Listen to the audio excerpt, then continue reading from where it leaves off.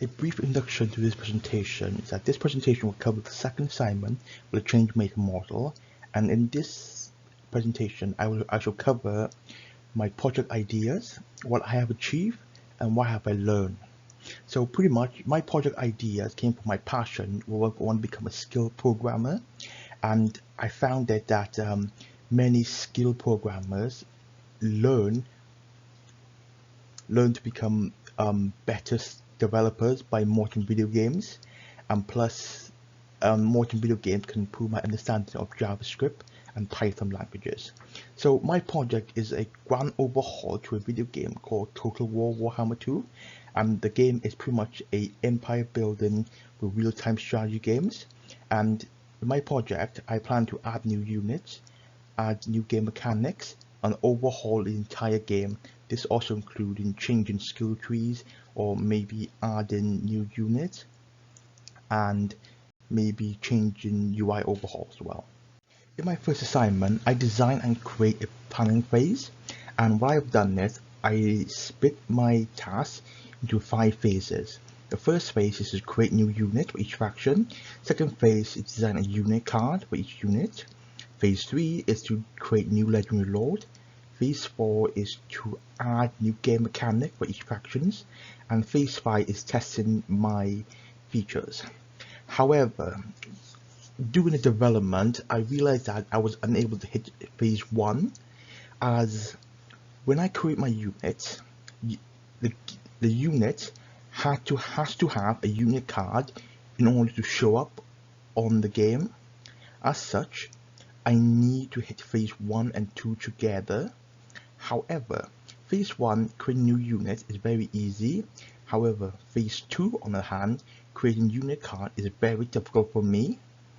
With the unit card, I have to create and design them in Photoshop, and while I have excellent coding and programming skills, I lack photo editing skills, and because of this, creating and designing unit card is very difficult for me, and it's taken a very long time. So after that, I realized that I was unable to meet my planning stages. So what I've done is I created a new planning phase, and I break it down into 3 phases. Phase 1 is just to create 6 new units for the Empire and High Elf factions. So this means that I don't have to create 63 units for each 63 units in total, and 3 units for each faction. What this means that I have to do is create 12 units for 2 factions, and this limits my time. Phase 2 is to create new game mechanic for Empire and High Elf factions, so that's pretty easy. Phase 3 will be designing and creating unit card. Unit card will take a very long time. I don't have a deadline for the unit cards. So when developing my mod, I run into many problems like animation doesn't work, new unit won't show up, and the game just crashes whenever I try testing my mods. Whenever I get stuck or I get struggle, I found that I was able to gain more insight when talking to a gaming community.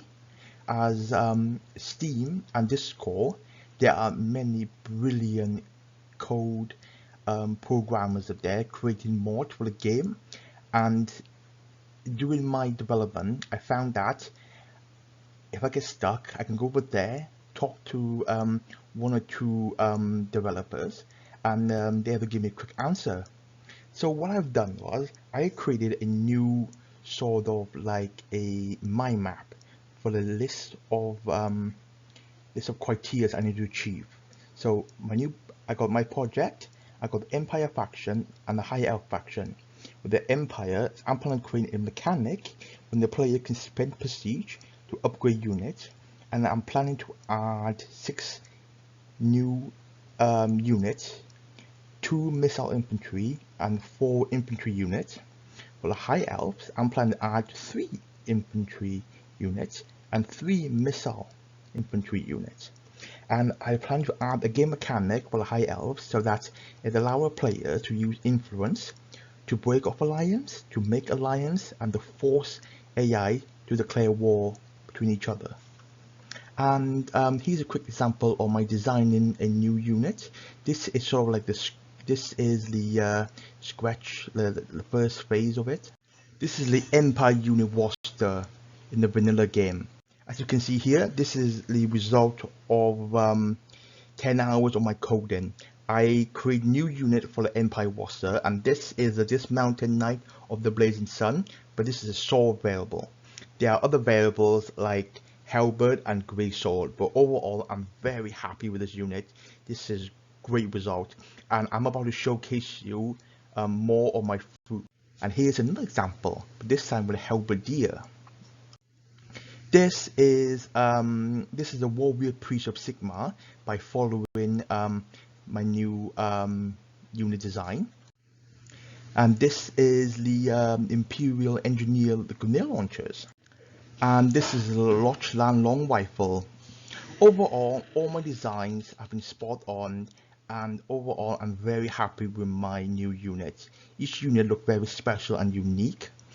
Although the Blazing Sun I use the same model for them as to save more time, but I created 3 variable. However, so far I'm able to get the Great Sword working. But overall, I'm quite happy with my unit roster for the Empire. So this is the vanilla base game High Elf roster. As you can see here, this is my High Elf unit roster, and for the first part, this is the Dismounted Dragon Princess, and overall, I really like the design. They're very similar to the Blazing Sun, and they are pretty much a heavy infantry unit, but this is one of the examples I'm going to show you. There are still 65 more new units I'm about to show.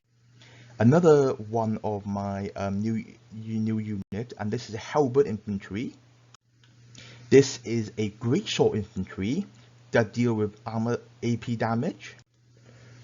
This is a missile infantry, so this is a missile infantry that has vanguard deployments. Another missile infantry with a unique looking design. And once again, this is the Maiden Guard, an all-female missile infantry. Overall, I'm quite happy with the High Elf roster, as it has half infantry, half missile infantry, and I feel like this will bring more uniqueness to the High Elf unit roster and their faction. When I talk about my project, I mentioned that I want to improve the High Elf mechanics. So if you look on the image on the top right, this is the base game mechanic, and overall what it does, it allows you to improve relationship and decrease relationships, and that's it. And I found that very boring. So what I've done was I make it so that it allowed the players to break up alliance between AI or the players, allow the AI to make alliance with the AI or a player, and force the AI to declare war on a player and an AI. And if you look at the bottom right, this is the aftermath. After I edit some scripts, as you can see here, it allowed improved relationship, decreased relationship, military alliance, decide, establish trade, declare wars, make peace. Testing is an important stage of my product development, as I need to see if each unit functional as intended. Does the unit have a fighting animation, a raining animation, and a idle animation when I'm moving? I need to see if the unit functional as intended.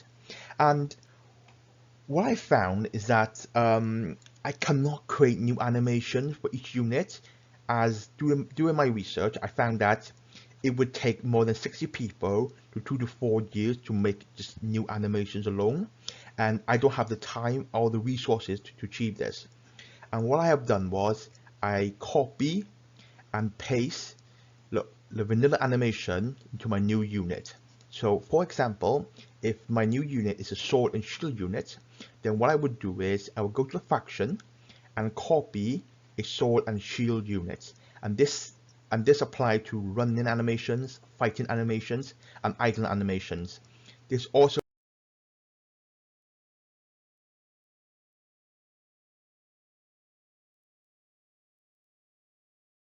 This is me testing my animation for my new unit, As I mentioned before, animation costs a lot of money, so I have no choice but to copy and paste existing animation to my new unit animation. And overall, I'm quite happy with the result. I tested new Empire unit and the High Elf unit, and I tested them more than one time. And overall, they are able to run without crashing, without breaking, or without making any weird animations. This is me testing their fighting animation, and overall it's excellent. It's smooth, it doesn't crash a game, it did not break, it did not create weird animation, it did not T-pose. So overall I'm quite happy. And this is me testing if the archers actually fire their arrows. When I first animate this, I was a bit concerning if I get it wrong that the archers won't fire their arrows. But overall, as you can see here, the two images, overall they perform as they intended, and I quite enjoy it. So when developing this project has given me vulnerable experiences with coding and making detailed planning stages, and should help me in the future whenever I should plan a project and creating a project. I have learned that I need to set realistic goals and do more research before creating plans for my project, as early on in my planning stages, I plan to create 63 units in total and create improved game mechanic for 21 factions. This goal is absolutely unrealistic and I should not be able to meet the time frame when I set it up. I need to learn that I need to break the goal down small pieces by small pieces, and in order to meet the goal. And during the process of creating this project, I have improved my JavaScript to code my JavaScript when coding new game mechanic for the high elf factions. I developed my communication skills. Sometimes I get stuck. What I would do is I reach out to the gaming community, and then many people answer back, give me helpful advices and tips. I think I improved my planning skills, as I was able to understand my goals are unrealistic and unreachable. And I think these failures helped me understand that I need to change if I want to be successful in life, and to learn the error of this mistake. And this is the bibliography, and overall this is all from a presentation, and I think overall I learned quite a lot. I learned that I have good communication skills, as whenever I get stuck I ask I go online, ask for people for help, and many people sometimes walk through step by step, tell me what I need to achieve, and sometimes they're telling me overall what I have done wrong. And I think having an open mind help a lot. And I think I improved my coding skills and my planning skills, as I realize that sometimes I create unrealistic goals, and sometimes I think it's best for me to break the goals down small pieces and small pieces in order to be successful, to achieve my goal.